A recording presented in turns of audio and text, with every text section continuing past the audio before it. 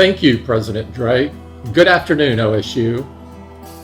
Before we get to the important work of your future, I want to take a moment to consider our past.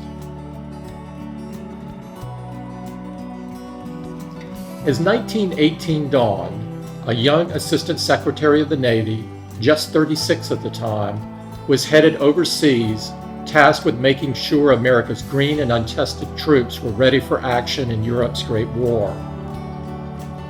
An iconoclastic poet and academic, barely 30, balanced odd jobs as a high school teacher and banker after the outbreak of war had dashed his hopes of defending his dissertation. And a young nurse, only 20, began caring for wounded soldiers at a military hospital in Toronto. She worked ever longer hours as a strange sickness began to appear beside the wounds of war. By the time the Spanish flu swept through their countries, their communities, and their bodies, these three would be forever changed. Franklin Delano Roosevelt was carried off a military ship on a stretcher. Once he had recovered back home in New York, he was the nominee for vice president, beginning a career in national politics that would change the course of history. While lying in his sickbed, T.S. Eliot began writing what would become The Wasteland, his poetic masterpiece. It begins, "April is the cruelest month," and it began a movement of literary modernism that would win him the Nobel Prize for Literature. And when Amelia Earhart finally caught the flu from one of her patients, her recovery was more complicated and painful than most. To pass the long and boring hours of quarantine and social distance, she would watch the airplanes coming and going, and she started to wonder whether she might like a change of career. Graduates, I'm sorry that we're not celebrating together today. Your class is a special one, marked by history like few others in OSU's 150 years. And while we aren't shoulder to shoulder in the horseshoe filling it to the rafters, I know your parents, your loved ones, your friends and teachers are no less overwhelmed with the pride in you and in what you have achieved. It can be difficult to see the whole picture when you're still inside the frame, but I hope you wear these uncommon circumstances as a badge of honor. Those who meet times of historical challenge with their eyes and hearts open, forever restless and forever striving, are also those who leave the greatest impact on the lives of others. In every age, life has a frustrating way of reminding us that we are not the sole authors of our story. We must share credit, whether we'd like to or not, with a difficult and selfish collaborator called our circumstances. And when our glittering plans are scrambled, as they often will be, and our dearest hopes are dashed, as will sometimes happen, we're left with a choice. We can curse the loss of something that was never going to be, or we can see reasons to be grateful for the yank on the scruff of the neck in having our eyes lifted up from the story we were writing for ourselves and turned instead to a remade world.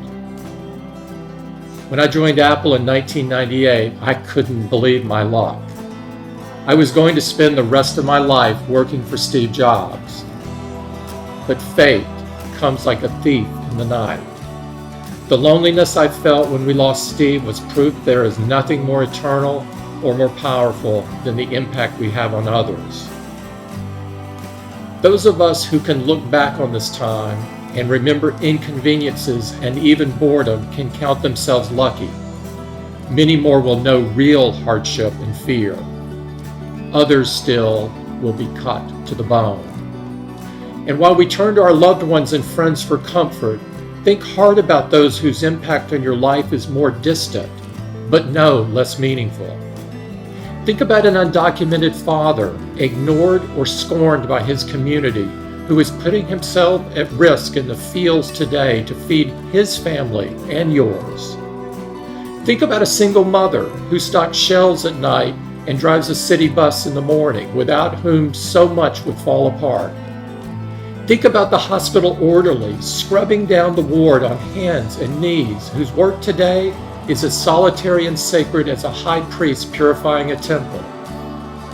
Most of all, Think about how you, blessed with a world-class education, might act and work and be differently when all this is said and done. Memorialize in your heart the way in which these times reveal what really matters: the health and well-being of our loved ones, the resilience of our communities, and the sacrifices made by those, from doctors to garbage collectors, who give their whole selves to serving others. Not being able to leave the house leaves you with a lot of odd gaps of time to fill. I've been trying to use them to read, and I keep coming back to Abraham Lincoln. I'd recommend it to anyone who wants to put these times into perspective. You'll be shocked at how clever and funny and alive his thinking still is, how this reserved and humble man managed in noisy times to call others to hope. And as we celebrate OSU's 150th anniversary, it's worth remembering that the school wouldn't exist without the land-grant university system that Lincoln signed into law. It's also hard to imagine someone more defined by their circumstances. Lincoln found his country on fire and chose to run into the flames. And he gave everything he had to bring his people, chaotic and squabbling, fundamentally flawed yet fundamentally good, along with him. The dogmas of the quiet past are inadequate to the stormy present, he said. The occasion is piled high with difficulty, and we must rise with the occasion. As our case is new, so we must think anew and act anew. We must disenthrall ourselves, and then we shall save our country. Graduates, your case is new. For you, the old dogmas have never been an option. You don't have the luxury of being enthralled. You enter a world of difficulty with open eyes, tasked with writing a story that is not necessarily of your choosing, but is still entirely yours. You're the pride of your parents and grandparents, of aunts, uncles, and teachers, of the communities that shaped you in ways seen and unseen.